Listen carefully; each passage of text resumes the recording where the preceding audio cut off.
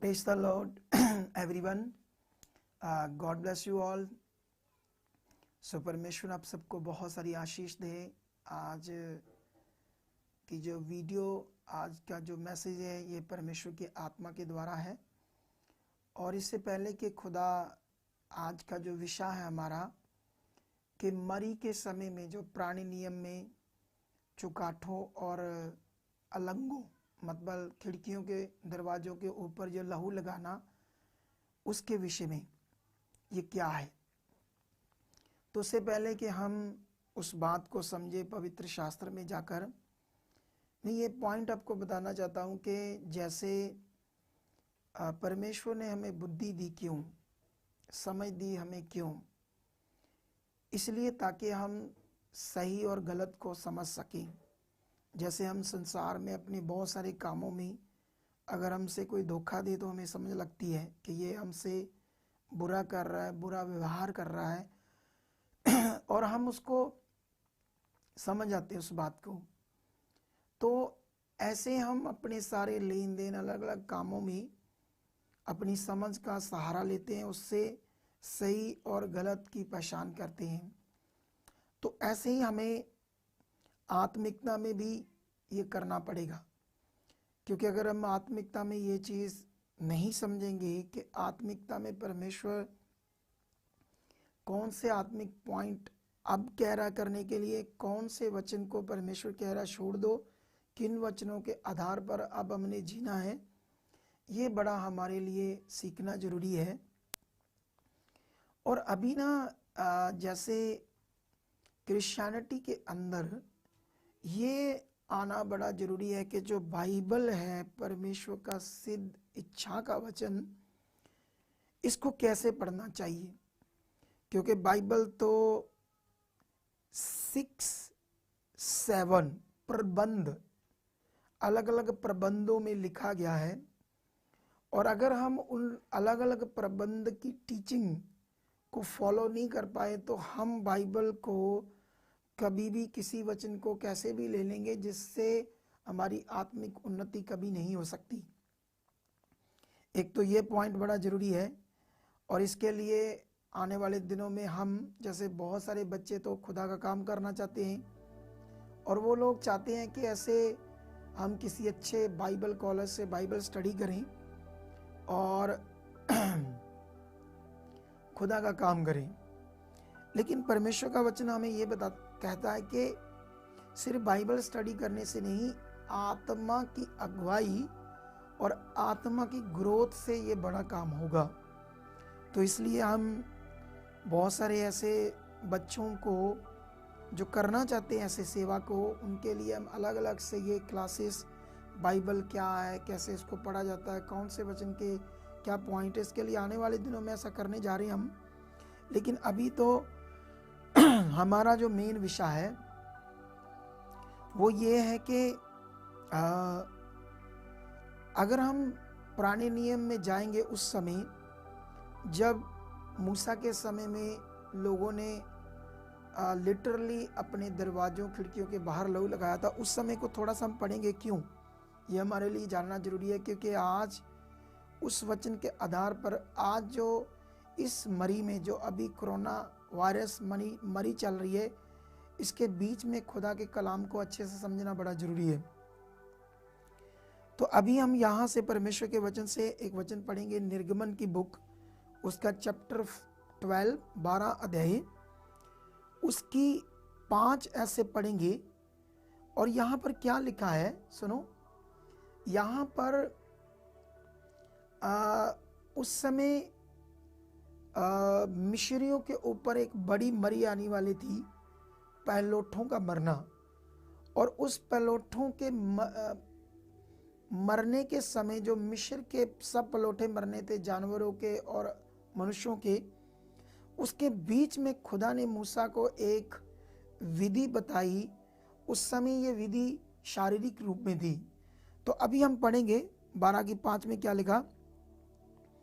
परमेश्वर ने एक लिखा, तुम्हारा मेमना निर्दोष और 1 वर्ष का नर हो, और उसे चाहे भेड़ों में से लेना चाहे बकरियों में से, और इस महीने के 14वें दिन तक उसे रख छोड़ना, और उस दिन गोधूली मतलब शाम के समय इज़राइल की सारी मंडली के लोग उसे बलि करें। तब वह उसके लहू में से कुछ लेकर जिन घरों में मेमने को खाएंगे उनके द्वार के दोनों अलंगों और चौखट के सिरों पर लगाई। तो अभी हमने वचन पढ़ा, तो खुदावंद ने, यहोवा परमेश्वर ने उस समय उन्हें एक शारीरिक विधि, फसह का त्योहार, जो यीशु मसीह के आने के समय में यीशु का जो आत्मिक कुर्बानी, जो यीशु का जो आने वाली आत्मिक वाचा थी, ये उसको दर्शाता भी है ये वचन। तो अभी यहाँ पर एक और वचन पढ़ेंगे यहाँ से ही, इसका 12 और 13। क्योंकि उस रात को मैं मिस्र देश के बीच में होकर जाऊंगा और मिस्र देश के क्या मनुष्य क्या पशु सबके पलोठों को मारूंगा और मिस्र के सारे देवताओं को भी दंड दूंगा। मैं यहोवा हूँ। और जिन घरों में मैं तुम रहोगे उन पर वह लहू तुम्हारे लिए चिन्ह ठहरेगा, अर्थात मैं उस लहू को देखकर तुमको छोड़ जाऊंगा, और जब मैं मिस्र देश के लोगों को मारूंगा तब वह विपत्ति तुम पर ना पड़ेगी और तुम नष्ट ना होंगे। तो अभी हमने ये वचन पढ़ा, तो है ना, मूसा के समय जो पृथ्वी के ऊपर मिस्र देश के ऊपर मरी आई, तो ये मरी याद रखना पूरे दुनिया के ऊपर उस समय नहीं आई थी, सिर्फ मिस्र में। क्यों? क्योंकि मिस्र के राजा ने इजरायली लोगों को गुलाम बनाया, और जब उन्होंने परमेश्वर से दुहाई दी, परमेश्वर ने उन्हें छुड़ाने के लिए मूसा को चुना, और मूसा ने परमेश्वर के बारे में कहा, यहोवा के बारे में। तो वो राजा घमंडी था और दुष्ट की चीज़ों को करता था, और उसने साफ कह दिया, मैं यहोवा को नहीं जानता, मैं किसी परमेश्वर को नहीं जानता। तो इसलिए परमेश्वर उनके ऊपर अपने आप को प्रकट करना चाहता था कि मैं इस संसार का रचने वाला हूँ। तो उस समय ये मरी सिर्फ मिस्र में थी, और सिर्फ पलोठों को मारा, ना कि उनके घर के बाकी मेंबरों को भी। और आज जो मरी है कोरोना वायरस, ये पूरी दुनिया में है, ये बात याद रख लेना। और ना ये किसी धर्म को, ना जाति को, ना किसी पास्टर, ना सेवक को, ये हर एक के जीवन में काम कर रही है। और इसके विषय में अभी खुदा ने हमें क्या कहा है, या अभी उस समय तो ये पुराना नियम था और अभी नया नियम है। तो अभी नए नियम में हमने क्या करना है, अगर हमें ये अच्छे से समझ नहीं आई तो हमारे साथ बहुत सारी चीज़ें आगे पीछे हो सकती है, या हम फंस सकते हैं दुष्ट की युक्ति में। तो इसलिए आपका ये समझना बड़ा ज़रूरी है। इसलिए मैं आज आपको जो मूसा के द्वारा व्यवस्था दी गई, शारीरिक रीतियाँ, शारीरिक विधियाँ, परमेश्वर ने नए नियम में उन रीतियों को क्या कहा, और ये हमारे लिए बड़ा ज़्यादा ज़रूरी समझना है। और इसके लिए मैं रोमियो की बुक में जाऊंगा और उसका एक वचन पढ़ूंगा, चैप्टर 3, और उसका वचन 19 और 20। यहां पर लिखा ऐसे, हम जानते हैं कि व्यवस्था जो कुछ कहती है उन्हीं से कहती है जो व्यवस्था के अधीन है, इसलिए हर एक मुंह बंद किया जाएगा और सारा संसार परमेश्वर के दंड के युग ठहरेगा, क्योंकि व्यवस्था के कामों से कोई प्राणी उसके सामने धर्मी न ठहरेगा, इसलिए कि व्यवस्था के द्वारा पाप की पहचान होती है। तो यहाँ पर नवा नियम में परमेश्वर ने यह क्लियर कर दिया कि जो मैंने ही पुरानी व्यवस्था दी थी वो व्यवस्था किसी भी मनुष्य को धर्मी नहीं ठहरा सकती थी। क्योंकि उस व्यवस्था के द्वारा परमेश्वर ने कहा सिर्फ पापों की पहचान होती थी। तो अब ये बड़ा हमारे लिए जरूरी है समझना कि परमेश्वर ने उस समय व्यवस्था वो दी जो शारीरिक विधियों के आधार पर थी। क्यों? इसके लिए हमें गलातियों में जाना पड़ेगा और गलातियों की बुक में हम एक वचन पढ़ेंगे और यहाँ पर ऐसे चैप्टर 3 की 19 और 20 को हम पढ़ेंगे। यहाँ पर क्या लिखा है?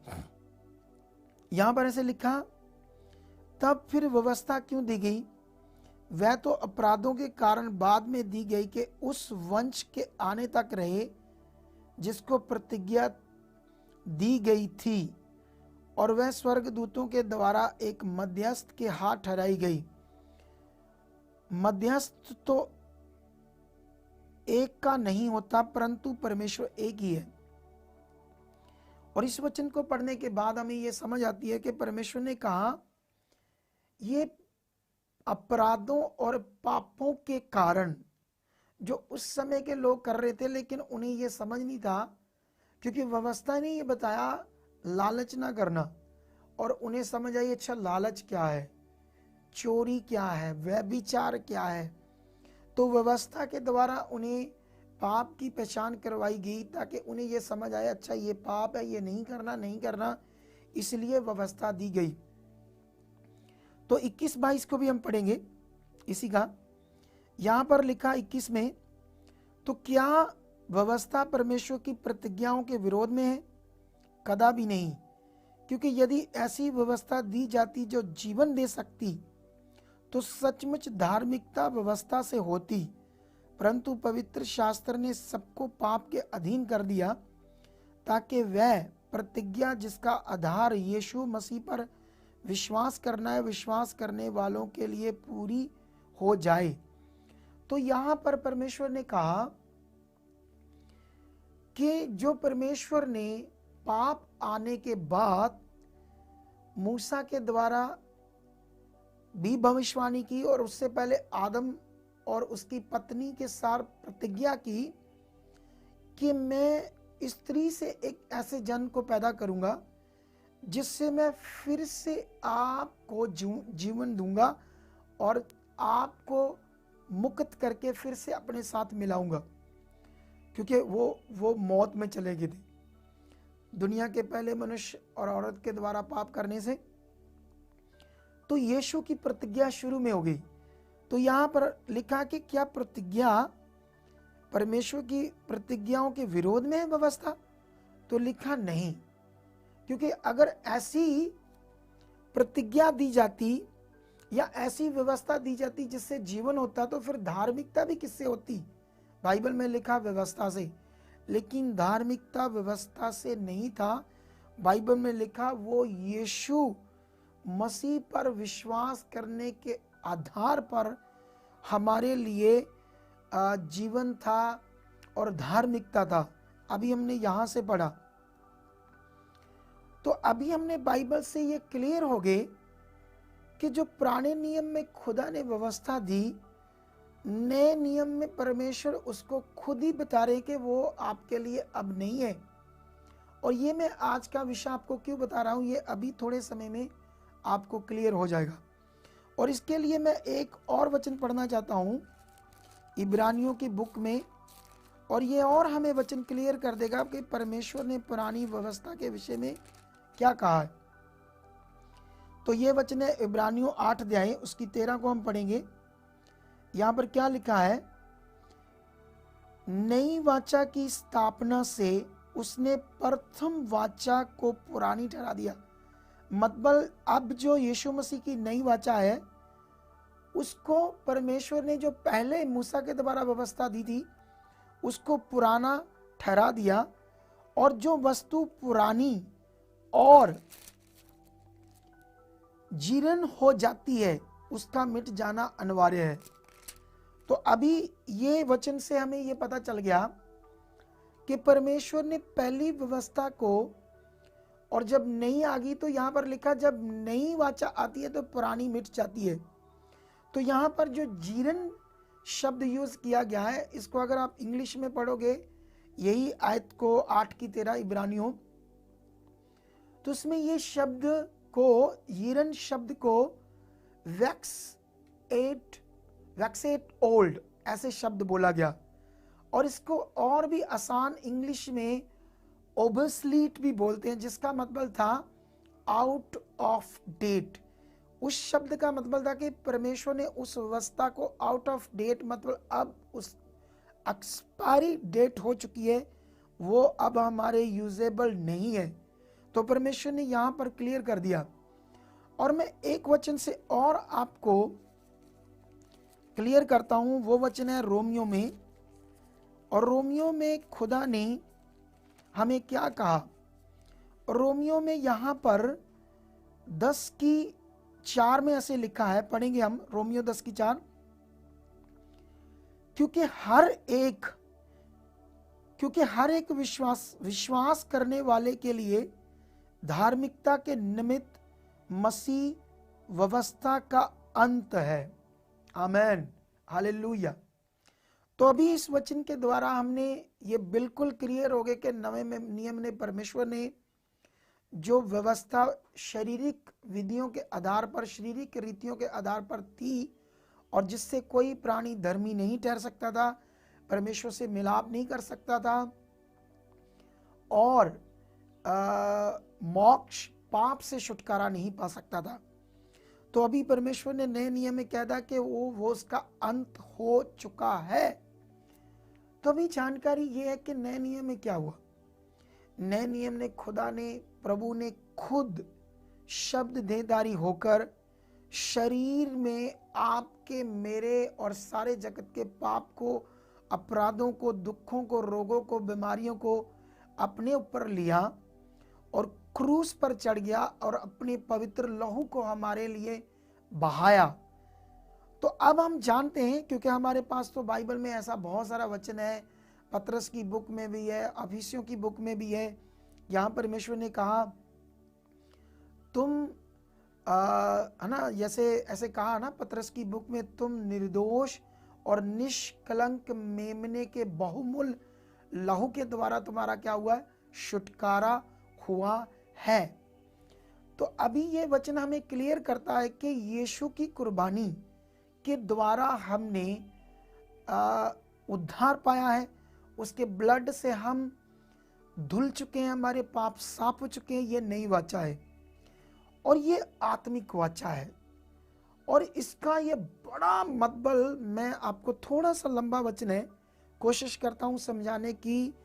कुरिन्थियस की बुक में हम जाएंगे, 2 कुरिन्थियस में, और मैं चाहता हूं कि आज मेरे साथ इस वचन को आप ध्यान से पढ़ो। ये वचन हमें क्या कहता है? ये वचन है, ऐसा लिखा है, ये चैप्टर 3 में है, थोड़ा सा लंबा वचन है, ध्यान से पढ़ना कलीसिया। और यहां पर ऐसे लिखा, रोमियो 3:4 में, हम मसीह के द्वारा परमेश्वर पर ऐसा ही भरोसा रखते हैं, यह नहीं कि हम अपने आप से इस योग्य हैं कि अपनी ओर से किसी बात का विचार कर सकें, और ये हमारी योग्यता परमेश्वर की ओर से है, जिसने हमें नई वाचा के सेवक होने के योग्य भी किया, शब्द के सेवक नहीं वरन आत्मा के, क्योंकि शब्द मारता है वरन आत्मा जिलाता है। ये जो शब्द है, ये वही पुराने नियम की जो लिखत थी। पुराने नियम में खुदा ने मूसा के द्वारा क्यों ऐसे व्यवस्था शारीरिक रीतियों के आधार पर दी, जिसे अभी यहां पर शब्द कहा गया, क्योंकि तब है ना, जो इजरायली थे, क्योंकि आत्मिक चीज वो उसे कहते हैं जो नजर नहीं आती, और शारीरिक विषय उसे कहते हैं जो नजर आता है। उस समय जब परमेश्वर ने मरी के समय, अगर परमेश्वर उन्हें कहता कि ये मरी तुम पर काम नहीं करेगी, ऐसे शब्द वचन से कहता, तो शायद इजराइलियों को ये आत्मिक चीज विश्वास ना होती, तो वो उल्टा पुल्टा करते। इसीलिए परमेश्वर को शारीरिक रूप से उन्हें एक मेमने के लहू को दिया गया, ताकि उन लोगों को शारीरिक रूप से लहू लगने से दरवाज़ों से ये बिलीव हो अब हमारे ऊपर जो मरी आने वाली है मिशनियों के ऊपर हमारे ऊपर नहीं आएगी। और इसीलिए परमेश्वर ने पुराने नियम में, क्योंकि उनको आत्मा खो जाने से, पाप में जीने से, पापी जीवन में रहने से परमेश्वर की कोई भी आत्मिक बात समझ नहीं आएगी, इसीलिए परमेश्वर को ये पुरानी वाचा, पुराना नियम के जो रीतियों के आधार पर था उन्हें देना पड़ा। जब आप बाइबल पढ़ोगे तो आपको पता चलेगा इजरायली क्या क्या करते थे। तो यहां पर लिखा जिसमें हमें नई वाचा के सेवक होने के युग भी किया, नई वाचा के सेवक होने के युग भी किया, शब्द के सेवक नहीं वरन आत्मा के, क्योंकि शब्द मारता है पर आत्मा जिलाता है। आगे लिखा यदि मृत्यु की वह वाचा जिसके अक्षर पत्थरों पर खोदे गए थे यहां तक तेजो में हुई कि मूसा के मुंह पर के तेज का कारण जो घटता भी जाता था इजरायली उसके मुंह पर दृष्टि नहीं कर सकते थे, तो आत्मा की वाचा और भी तेजो में क्यों ना होगी, क्योंकि जब दोषी ठहराने वाली वाचा तेजो में थी तो धर्मी ठहराने वाली वाचा और भी तेजो में क्यों ना होगी। और जो तेजो में था वह और भी उस तेज के कारण जो उससे बढ़कर तेजो में था उस तेजो में ना ठहरा, क्योंकि जब वह जो घटता जाता था तेजो में था तो वह जो स्थिर रहेगा और भी तेजो में क्यों ना होगा। तो ये वचन बहुत ऐसे डीपली पॉइंट है जो आपके लिए बड़ा जरूरी है ये समझना परमेश्वर हमसे क्या बात करते हैं। तो यहां पर बात हो रही है कि जो मूसा के द्वारा व्यवस्था थी, हमने देखा कि वो व्यवस्था भी तेजोमय तरीके से, क्योंकि वो भी परमेश्वर ने दी थी, तेजोमय तरीके से परमेश्वर की वो व्यवस्था भी काम में नजर आ रही थी। क्योंकि जब परमेश्वर मूसा से बातें करता था तो एक बार मूसा को जब परमेश्वर ने दर्शन दिए और बाइबल कहती है कि उसके मुंह पर परमेश्वर का तेज आ गया। और क्यों? क्योंकि उस व्यवस्था को लेने के बाद जो परमेश्वर की उसने व्यवस्था को इजरायलियों को देना था, और लिखा कि वो उसके मुंह से वो तेज दिन ब दिन घट रहा था। क्यों घट रहा था? क्योंकि वो सब कुछ एक्चुअल में एक परछाई थी, एक छाया थी। क्योंकि उस प्रतिज्ञा तक आने के लिए, क्योंकि वो छाया का वचन, वो परछाई किसी मनुष्य को धर्मी नहीं ठहरा सकती थी। ये वाक्य अलंकार में फिगुरेटिव तरीके से परमेश्वर ने वचन दिया हमारे लिए। और यहां पर लिखा जब दोषी ठहराने वाली वचन तेजो में हुई, है ना, क्योंकि खुदावंद ने उन लोगों को कितने कामों में अपने चमत्कार मिराकल दिखाए मूसा के द्वारा, उस व्यवस्था के द्वारा। तो लिखा, लेकिन वो हमेशा उस व्यवस्था से उन लोगों को बताया जा रहा था कि आप लोग क्या हो, आपका जीवन क्या था। और उन्हें रोज रोज उन बातों को देखकर पता चल रहा था कि हम दोषी हैं, हम अपराधी हैं, ये हमारा पाप है, ये हमारा गुनाह है। उन्हें समझ आती थी कि हम कैसे हैं। और लिखा वो तेजों में काम कर रही थी, जो चीज घट रही थी, स्थिर नहीं थी। तो आत्मा की वाचा जो स्थिर हमेशा के लिए रहना था उसने, सोचो वो कितना तेजोमय थी। अभी थोड़ा सा और पढ़ेंगे हम इसको, 2 कुरिन्थियों 3:12 से। यहां पर लिखा, इसलिए ऐसी आशा रखकर हम हियाव के साथ बोलते हैं और मूसा के समान नहीं, जिसने अपने मुंह पर पर्दा डाला था कि इजरायली उस घटने वाले तेज के अंत को न देखें, परंतु वे मतिमंद हो गए, क्योंकि आज तक पुराना नियम पढ़ते समय उनके हृदयों पर वही पर्दा पड़ा रहता है, पर वह मसीह में उठ जाता है। आज तक जब कभी मूसा की पुस्तक पढ़ी जाती है तो उसके हृदय पर पर्दा पड़ा रहता है, परंतु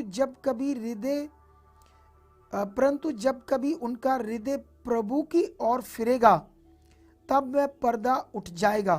प्रभु तो आत्मा है और जहाँ कहीं प्रभु का आत्मा है वहाँ स्वतंत्रता है, आज़ादी है। परंतु जब हम सबके उघाड़े चेहरे से प्रभु का प्रताप इस प्रकार प्रकट होता है जिस प्रकार दर्पण में, तो प्रभु के द्वारा जो आत्मा है, हम उसी तेजस्वी रूप में अंश अंश करके बदलते जाते हैं। तो अभी यहाँ पर मैंने बहुत पावरफुल वचन पढ़ा खुदा के नए नियम की वाचा को, क्योंकि नया नियम इतना एक विश्वासी के लिए ताकतवर मनुष्य बनने का नियम है पवित्र आत्मा के द्वारा। इसीलिए कहा गया तुम्हें जो आत्मा दिया गया वो डर का नहीं, वो सामर्थ का है, वो ताकत का है। अगर आप लोग अभी इस वचन को इस वचन का एक्सप्लेन करने के बाद अभी मैं बताता हूं आपको, तो सुनो, यहां पर लिखा गया है कि मूसा के समान ऐसा लिखा, इसलिए ऐसी आशा रखकर हम हियाब के साथ बोलते हैं कि मूसा के समान नहीं जिसने अपने मुंह पर पर्दा डाला था। क्यों पर्दा डाल लिया था मूसा ने, बुर्का? क्योंकि जो तेज था उसके मुंह पर, जो इजरायली देख के ये समझते थे कि ये मूसा कितना कनेक्ट था परमेश्वर के साथ, तो इसलिए हम इसकी बात को मानेंगे। तो बाइबल कहती वो तेज ऐसे घट रहा था, तो मूसा नहीं चाहता था घटते हुए तेज को देखे। और बाइबल कहती है कि आज भी जब हम मूसा के उस समय की व्यवस्था, उस पुस्तक को पढ़ते हैं, तो लोगों पर पर्दा पड़ा हुआ है। और अगर जब वो मसीह की ओर अपने मन को फिराते हैं तो उनका वो पर्दा उठ जाता है, क्योंकि प्रभु आत्मा है और यहाँ कहीं प्रभु का आत्मा है, वहाँ आजादी है, स्वतंत्रता है। और यहाँ पर लिखा, आज खुदावंद हमारे उघाड़े, मतलब हमें बुर्का नहीं, हमारे खुले हुए चेहरों से ये प्रकट करना चाहता है कि आत्मा की व्यवस्था, या इस समय की यीशु मसीह के जो हमारा यीशु मसीह के जीवन के ऊपर विश्वास करने से अभी जो नई वाचा है वो कितनी तेजोमय है, कितनी पावरफुल है, कितनी तेजस्वी है। और लिखा, परमेश्वर के आत्मा के द्वारा हम उसी तेजस्वी रूप में अंश अंश करके बदलते जाएंगे। तो आज मेरा ये वीडियो बनाने का बड़ा पावरफुल मकसद था। सुनो कलीसिया, लिखा अभी तो बहुत सारे मसीह लोग, क्योंकि ये अच्छे से प्रचार होना बड़ा जरूरी है कि अभी कौन सा प्रबंध है परमेश्वर का, एक इसे कहते हैं अनुग्रह का, ग्रेस का प्रबंध, और जिसमें कहते हैं हॉली स्पिरिट का प्रबंध, जिसके द्वारा हमें फुली अगुवाई चाहिए, और जिसके द्वारा उस आत्मा के द्वारा हम उस तेजस्वी यीशु मसीह के रूप में अंश अंश करके बदल सकते हैं, पूरी तरह से स्पिरिचुअल आत्मिक प्रकट हो सकते हैं। और ये शैतान नहीं चाहता, और शैतान कभी भी नहीं चाहता कि परमेश्वर के लोग ऐसे प्रकट हों। वो चाहता है कि वो रीतियों पे विश्वास करे, जैसे अभी है ना, अभी मैं ये टीचिंग क्यों दे रहा हूँ आज, क्योंकि खुदा के आत्मा ने मुझे अगुवाई किया। उसका कारण ये था कि मुझे ऐसी ना कई लोगों के मुंह से ये बातें सुनी कि अभी पुराने नियम में खुदा ने लोगों को बचाया था जब उन्होंने मूसा के समय अपने चौकाठों, उलंगों, मतलब अपनी खिड़कियाँ, दरवाजे, गेटों पर लहू लगाया था मेमने का, तो उन पर वो मरी नहीं आई। तो अभी ना पता नहीं कहाँ से बात ये शुरू हुई, मैं नहीं जानता, लेकिन हमारी मिनिस्ट्री के भी लोग हमें फ़ोन करके पूछ रहे हैं कि ऐसे ऐसे बताओ कैसे लहू लगाना अपने घरों के चौगाठों को और अपनी खिड़कियों पर, ये जाके ये जो कोरोना वायरस है हमारे परिवार के ऊपर काम ना करे।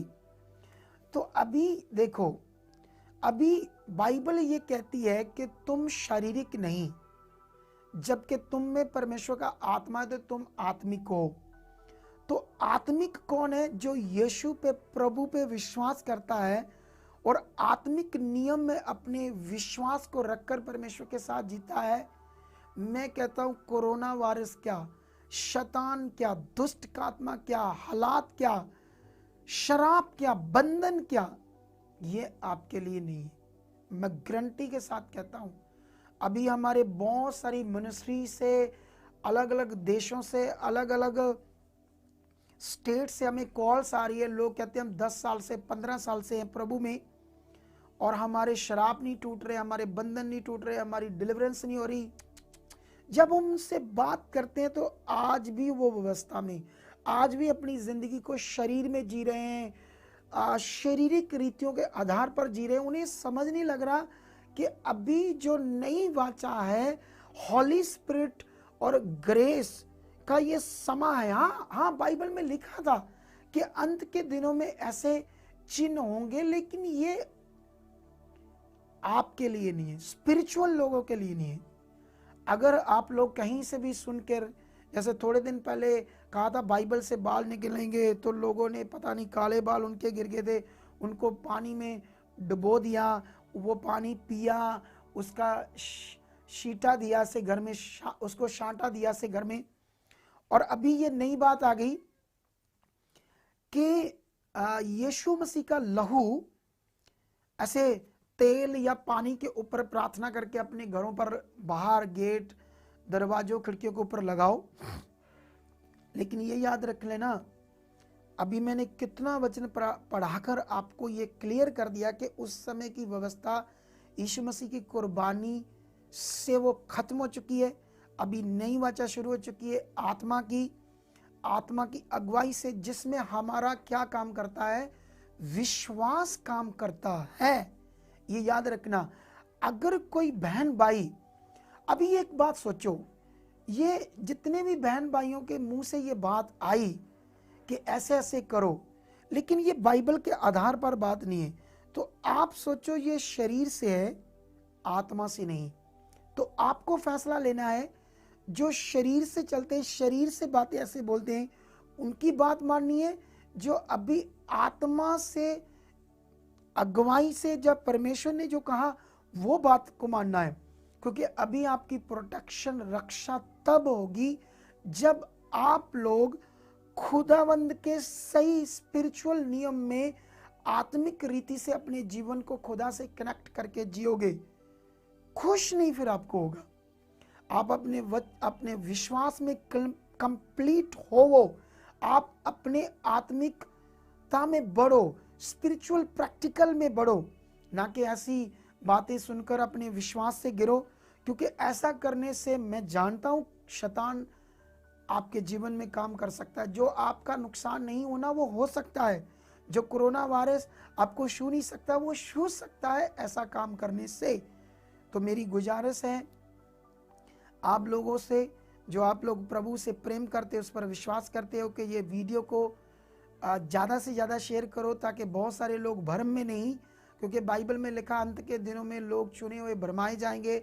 ऐसी शारीरिक रीतियां शैतान लोगों के पास लाएगा और झूठी शिक्षाओं को खड़ा करेगा, ताकि लोगों का ईमान टूटे और जो बाइबल कहती वो नहीं, जो सत्य कहता वो नहीं, शारीरिक चीज़ों में वो गिरे और शैतान उनके जीवन में काम करे और परमेश्वर से दूर करे और उन्हें नाशित करने के लिए अपनी युक्ति को तैयार करे।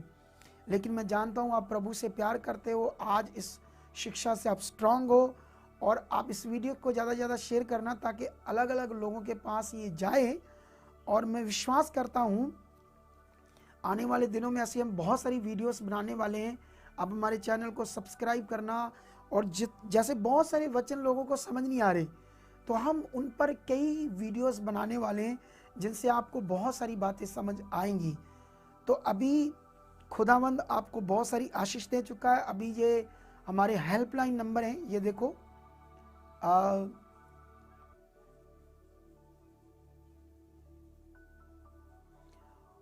और ये हमारे हेल्पलाइन नंबर हैं। और जितने भी लोग आज का ये खास खुदा का वचन देखा है, ये हेल्पलाइन नंबर से अगर कोई वचन देखा है, ये हेल्पलाइन नंबर से अगर कोई परेशान है, किसी को वचन की समझ नहीं आती, किसी की डिलीवरेंस नहीं हुई, या मसीह में चलते हुए भी उसे समझ नहीं आ रही क्या करना है, कैसे मेरा बड़ा होना है, तो आप हमें कांटेक्ट करना, हमें आपको बताएंगे कैसे प्रार्थना करनी है, कैसे विश्वास करना है, और 100% आपकी ज़िंदगी जैसे खुदावंद ने कहा है, क्योंकि यीशु हमारे लिए चोखा जीवन, अच्छा जीवन लेकर आए, वो आपके जीवन में प्रकट होगा। खुदावंद प्रभु यीशु मसीह के नाम से आपको बहुत सारी आशीष मिले, बरकत मिले। आमेन। ये हो चुका यीशु नाम से, आमेन।